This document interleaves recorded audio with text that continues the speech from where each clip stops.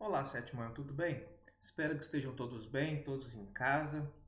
Bem, enquanto nós não podemos voltar para a sala de aula, nós vamos continuar nossas aulas assim mesmo, gravadas à distância. Então, nesse primeiro vídeo, nessa primeira aula, eu vou retomar uma unidade que nós começamos em sala de aula, mas que infelizmente não deu tempo de terminar, que é a unidade 3, que trata das grandes navegações. Então, nós começamos na sala de aula, precisou parar, então eu vou começar ela do zero, começar ela desde o princípio, para ficar mais fácil para nós. Então, nós vamos acompanhar nos slides, grandes navegações, a unidade 3.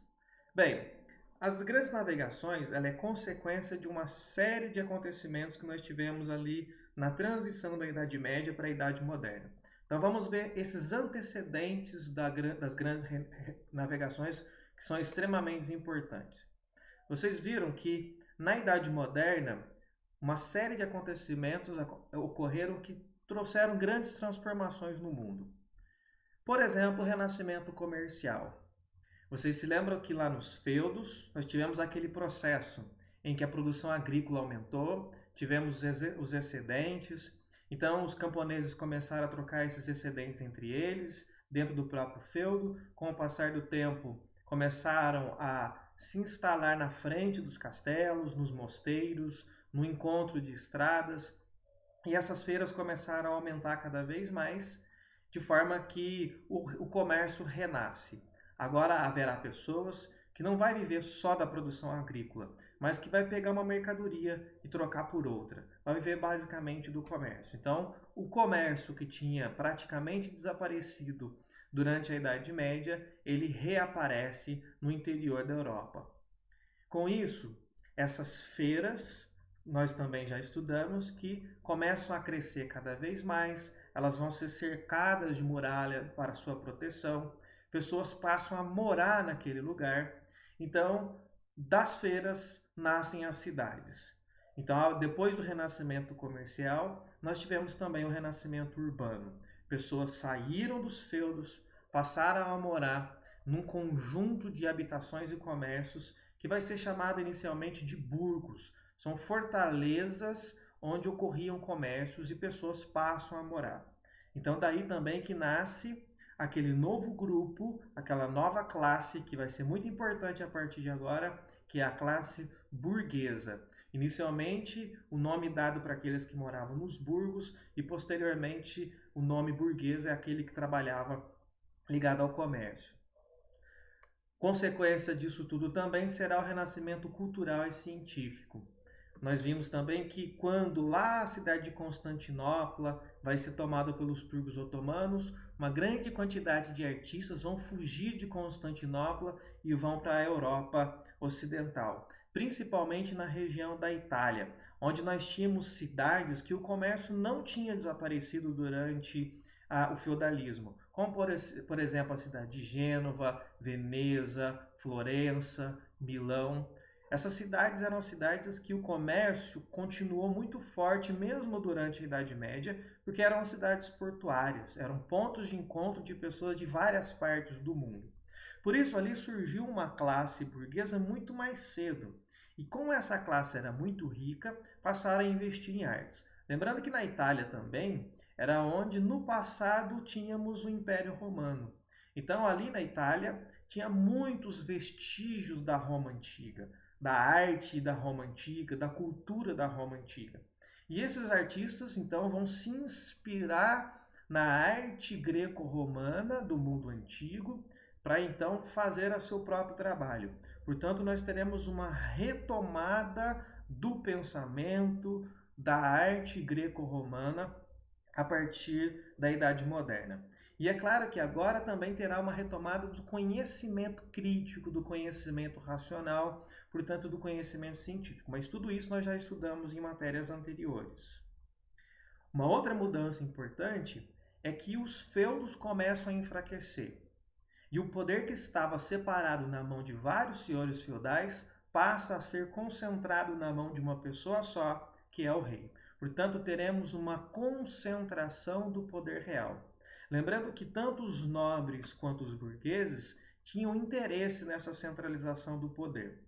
Os nobres, porque estavam perdendo espaço nos feudos, por conta das revoltas camponesas, seu exército não era suficiente para abafar as revoltas, então passaram a unir vários exércitos sob o comando do rei para conseguir abafar essas revoltas. No caso dos camponeses, era interessante a centralização do poder, porque ao centralizar o poder nas mãos do rei, poderia também, dentro de um único território, centralizar as unidades de medida, centralizar os impostos, ou seja, uniformizar as unidades de medida, uniformizar os impostos, uniformizar também as leis, as regras dentro daquele território e assim por diante. Isso facilitaria bastante a vida dos comerciantes.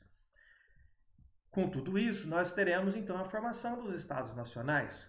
Agora, nós temos o poder concentrado na mão dos reis e do rei, e esse rei tem poder sobre um território com uma fronteira delimitada. E dentro desse território haverá um povo que compartilha da mesma língua, que compartilha de uma mesma cultura. Portanto, agora nós temos o nascimento de um Estado nacional que é administrado pelo rei. Dentro dos estados nacionais vai nascer um modelo econômico novo. Com o poder concentrado na mão do rei, o rei tem controle total. Lembrando que esse rei tem poder absoluto, ele é absolutista. Controla as leis, controla quem julga, controla tudo, inclusive a economia. Esta economia controlada pelo rei, nós vamos chamar de mercantilismo. No mercantilismo, o rei tem por objetivo aumentar a riqueza do seu país.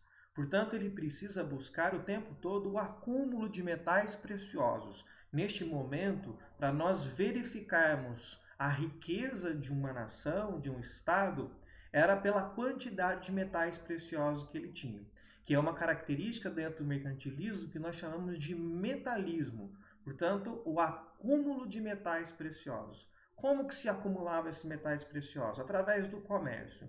E aí o rei tinha que se preocupar com a balança comercial favorável, que era vender mais do que comprar. Quando ele vende mais do que compra, ele tem uma balança comercial favorável e esse dinheiro que ele conseguiu vender mais do que comprou, ele vai guardar, ele vai acumular e com este acúmulo ele vai se tornar cada vez mais rico. Então isso é uma característica do mercantilismo. Se nós juntarmos todos esses fatores, foram fatores que colaboraram para as grandes navegações. Portanto, as grandes navegações ocorreram porque todos esses fatores vieram antes. Mas as grandes navegações também estão ligadas diretamente ao comércio com o Oriente. Vocês se lembram de aulas passadas? Desde o ano passado, quando nós estudamos lá os povos árabes, os árabes, como moravam numa região desértica, na Península Arábica, eles se dedicaram bastante ao comércio. Então, o que os árabes faziam?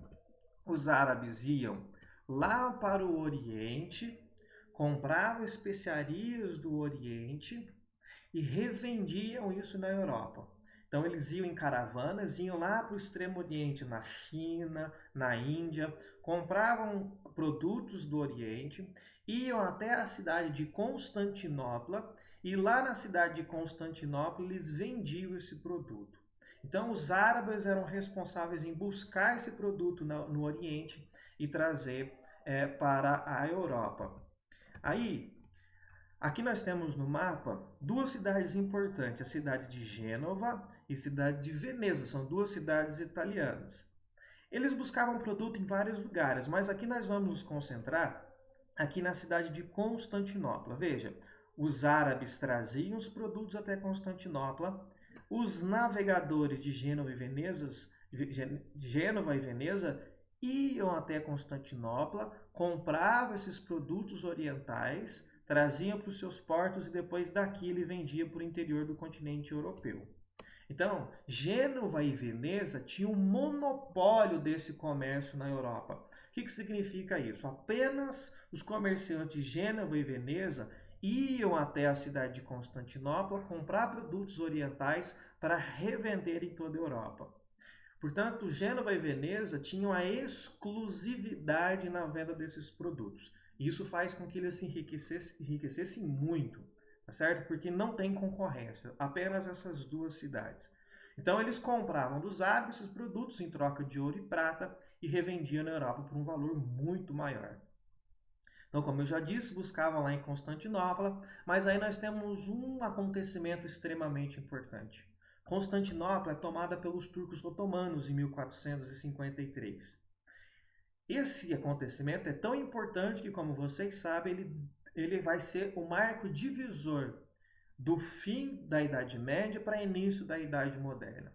Porque a partir da tomada de Constantinopla em 1453, muita coisa vai mudar, inclusive vai ser o fator fundamental para as grandes navegações. Quando os turcos tomam Constantinopla, eles encarecem muito os produtos orientais, de forma que já não valia mais a pena para os comerciantes de Gênova e Veneza comprar esses produtos lá, porque eles já compravam o produto muito alto. Portanto, eles teriam que também revender na Europa esse produto por um preço muito elevado. Então, não compensava, as pessoas param de comprar porque esse produto está muito caro. Então, o Oriente, como nós já vimos, ele fornecia especiarias. O que são essas especiarias? São temperos, artigos de luxo, tapetes, perfumes. Isso é importante saber, porque muitos pensam que especiarias se resume apenas a temperos.